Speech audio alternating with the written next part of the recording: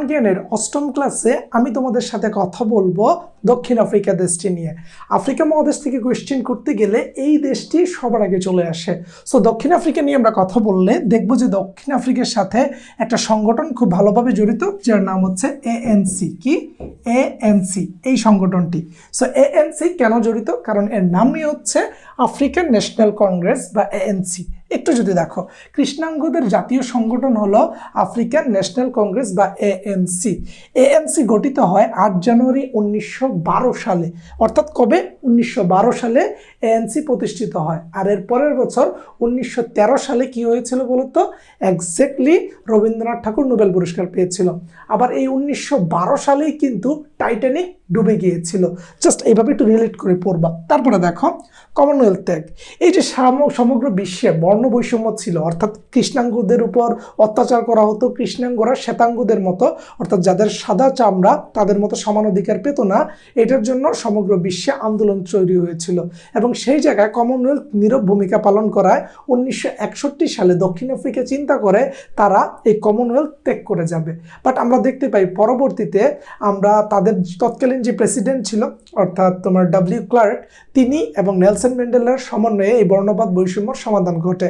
এবং বর্ণবাদ বৈষম্যের সমাধান ঘটার পর 1993 সালে আমরা দেখতে পাই যে নেলসন ম্যান্ডেলা এবং ওই ক্লার্ক দুইজন মিলে শান্তিতে নোবেল পুরস্কার পান। এবং এর পরের বছর 1994 সালে নেলসন ম্যান্ডেলাকে সমগ্র আফ্রিকার প্রেসিডেন্ট ঘোষণা করা হয়।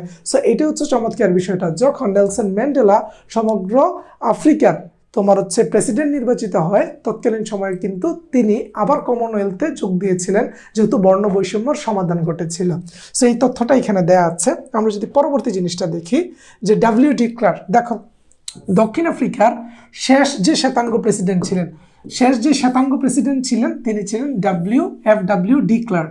এবং এই ডি ক্লার্ক দক্ষিণ আফ্রিকার শেষ শ্বেতাঙ্গ প্রেসিডেন্ট হিসাবে তিনি নেলসন ম্যান্ডেলাকে মুক্তি দেন, কারণ নেলসন ম্যান্ডেলা 27 বছরের মতো সময় কারাবাসে ছিলেন। এবং তিনি সেখান থেকে বের হওয়ার পর তাদের দুজনের সমন্বয়ে, যেহেতু আফ্রিকার এত বড় একটা সমস্যার সমাধান হয়েছে, তারা 1993 সালে শান্তিতে নোবেল পুরস্কার পান। এবং নেলসন ম্যান্ডেলার আগে শেষ শ্বেতাঙ্গ প্রেসিডেন্ট হিসাবে আমরা দেখতে পাই ডব্লিউ.ডি. ক্লার্ক দক্ষিণ আফ্রিকার ক্ষমতায় ছিলেন। তারপরে দেখো এই সমস্যার সমাধান ঘটে 1989 সালে। নেলসন ম্যান্ডেলা সহ যৌথভাবে শান্তিতে নোবেল পুরস্কার পান তিনি 1993 সালে। এবং 1994 সালে নেলসন ম্যান্ডেলা প্রথম কৃষ্ণাঙ্গ প্রেসিডেন্ট হিসাবে পৃথিবীতে আবর্তন করেন বা অভিভূত হন। দেখো এখন নেলসন ম্যান্ডেলা সম্পর্কে আমরা যদি জানি, এই যে নেলসন ম্যান্ডেলা দেখতে পাচ্ছ, 18 জুলাই 1918 সালে তিনি হচ্ছে জন্মগ্রহণ করেন। জন্মস্থান হচ্ছে দক্ষিণ আফ্রিকার ইস্টার্ন কুপের কুনু গ্রামে।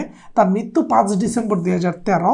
সমাধিক্ষেত্র হচ্ছে কুনু গ্রাম, ইস্টার্ন কেপ, দক্ষিণ আফ্রিকা। অর্থাৎ যে জায়গায় জন্মগ্রহণ করেছেন তিনি সেই জায়গায় মারা গিয়েছিলেন।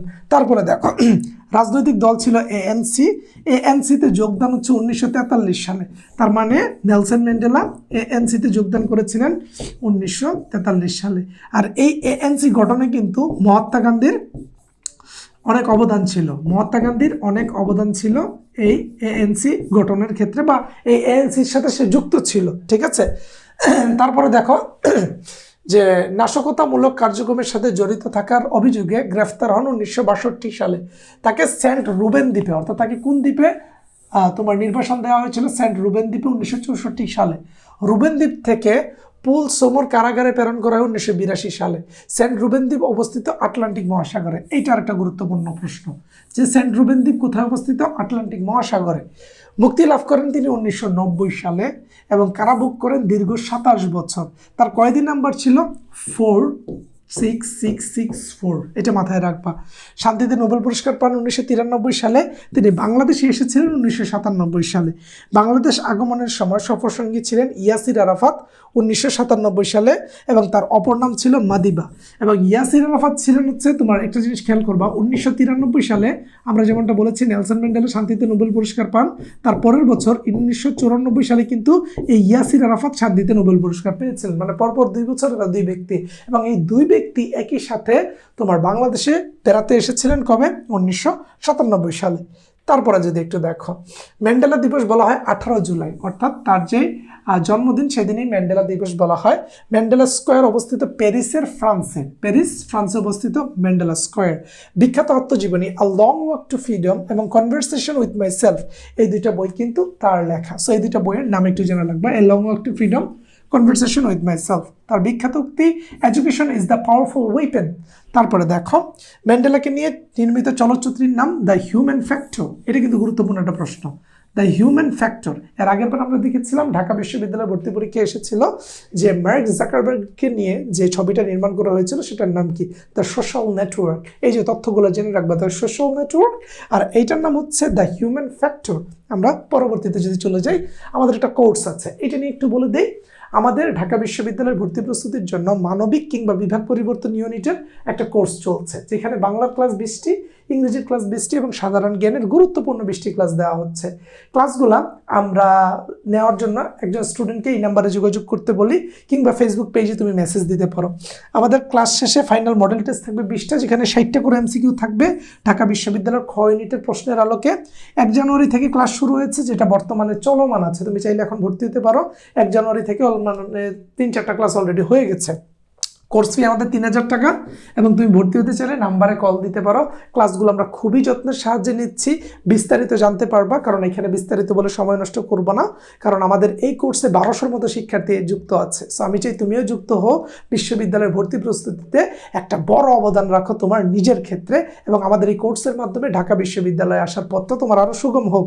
সো আমি যদি পরবর্তী কন্টেন্টটা দেখি, দেখো দক্ষিণ আফ্রিকার রাজধানী যদি খেয়াল করো, 3টা রাজধানীর নাম আমরা প্রায়ই জানতে পারি। এর মধ্যে প্রশাসনিক রাজধানী বলা হয় প্রিটোরিয়া বা প্রোটিয়া বলা হয় যেটাকে, আইন বলা হয় বা আইন আদালতের জন্য তোমার ব্লু ফ্যান্টন, আর পার্লামেন্টারিয়ান রাজধানী হচ্ছে কেপটাউন। অর্থাৎ এই 3টাকে কিন্তু তাদের রাজধানী বলা হয়। আবার এখানে দেখো তুমি তাদের উপজাতিদেরকে দেখতে পারবা। দক্ষিণ আফ্রিকাতে অনেক উপজাতি আছে, তার মধ্যে জুলু, কুলু, অর্থাৎ এই 2টা। আবার একটা জিনিস খেয়াল করবো, আমি তোমাকে মজার একটা জিনিস দেখা দিই, যে ফ্রান্সের যে সৈন্য আছে, ফ্রান্সের সৈন্যদের বলা হয় পুলু। দেখো ফ্রান্সের সৈন্যদের বলা হয় পুলু, আর দক্ষিণ আফ্রিকার উপজাতির নাম হচ্ছে জুলু, সাথে আছে তাদের সাথে কুলু। তার মানে দেখো জুলু পুলু কুলু, কি হচ্ছে জুলু পুলু কুলু, জুলু পুলু কুলু। জুলু কি আফ্রিকার একটা উপজাতির নাম, কুলু কি আফ্রিকার একটা উপজাতির নাম, পুলু কি ফ্রান্সের সৈন্যদের নাম। এই জিনিসগুলো এইভাবে শিখলে কখনোই ভুলবা না। এরকম চমৎকারভাবে আমরা আমাদের কোর্সে ক্লাস নিচ্ছি। তারপরে দেখো স্বর্ণের খনি বা হীরক খনি কি বলা হচ্ছে, স্বর্ণের খনির জন্য বিখ্যাত জোহান্সবার্গ।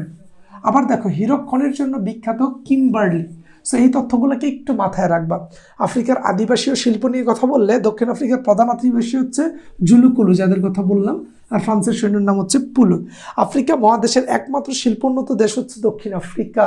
তারপরে দেখো ইস্ট লন্ডন দক্ষিণ আফ্রিকা অবস্থিত একটি নদী বন্দর, অর্থাৎ এটা মাথায় রাখবা যে ইস্ট লন্ডন কোথায় অবস্থিত, দক্ষিণ আফ্রিকায়, এবং ইস্ট লন্ডন কি, এটা একটি নদী বন্দর। তারপরে দেখো কোয়েশ্চেন নাম্বার 1, যেটা ঢাকা বিশ্ববিদ্যালয়ে এসেছিল, বর্ণবাদ নীতি কোথায় প্রচলিত ছিল? উত্তর দক্ষিণ আফ্রিকায়, যত আমরা দক্ষিণ আফ্রিকা নিয়ে পড়ছি। এবং পাপুয়া নিউ গিনি কি, পাপুয়া নিউ গিনি হচ্ছে পৃথিবীর সবচেয়ে বেশি ভাষা প্রচলিত আছে, প্রায় 8000 কত ভাষা আছে, পৃথিবীর সবচেয়ে বেশি ভাষা প্রচলিত আছে পাপুয়া নিউ গিনিতে। রুয়ান্ডার রাজধানীর নাম হচ্ছে কিগালি, রুয়ান্ডা রাজধানীর নাম হচ্ছে কি, কিগালি। জিম্বাবুয়ের রাজধানীর নাম হচ্ছে হারারে, কি হারারে। সো জিম্বাবু নিয়ে অনেক তথ্য আছে যেটা তুমি জানতে পারবা। 1980 সালে জিম্বাবু স্বাধীনতা লাভ করে, আরও অনেক তথ্য যেগুলো সাধারণ জ্ঞান ক্লাসে বলবো। আর ভাইয়া কত জোস পরে এটা তো বুঝতে পারছো। তারপরে দেখো দক্ষিণ আফ্রিকার শেষ শ্বেতাঙ্গ প্রেসিডেন্ট কে ছিলেন, আমরা দেখবো ডি ক্লার্ক, এবং তার সম্পর্কে আমরা বিস্তারিত পড়েছি, যেটা ঢাকা বিশ্ববিদ্যালয়ে এসেছিল। তিনি 1993 সালে যৌথভাবে পুরস্কার পান। 1989 সালে তিনি বর্ণবাদ সমস্যার সমাধান ঘটান, এবং 1993 সালের পরে তিনি হচ্ছে রিটায়ার্ডে চলে যান, এবং 1994 সালে তার পরের বছর তোমার ইয়াসির আরাফাত শান্তিতে নোবেল পুরস্কার পান, ইয়াসির আরাফাত। এবং তুমি দেখবা যে আমাদের এইদিকে আমরা যাকে নিয়ে কথা বললাম, নেলসন ম্যান্ডেলা কিসের সাথে যুক্ত ছিল, ANC, আফ্রিকান ন্যাশনাল কংগ্রেস। ঠিক একইভাবে ইয়াসির আরাফাত যুক্ত ছিল তোমার PLOর সাথে, প্যালেস্টাইন লিবারেশন অর্গানাইজেশন, যেটা 1964 সালে প্রতিষ্ঠিত হয়েছিল। এরকম ধরে ধরে তথ্য পেলে চান্স পাওয়াটা শুধুমাত্র সময়ের ব্যাপার। আশা করি ক্লাসটা ভালো লেগেছে, বন্ধুদেরকে শেয়ার দিয়ে দাও। তুমি এই ক্লাসটা যত্নে রাখো, পেইড ব্যাচে ভর্তি হয়ে যাও, সেখানে পুরা আফ্রিকা মহাদেশের সবগুলো টপিক পড়ানো হবে। আজকের ভিডিও এই পর্যন্তই, পরবর্তী ভিডিওতে আবার দেখা হচ্ছে। টিল দেন, আসসালামু আলাইকুম।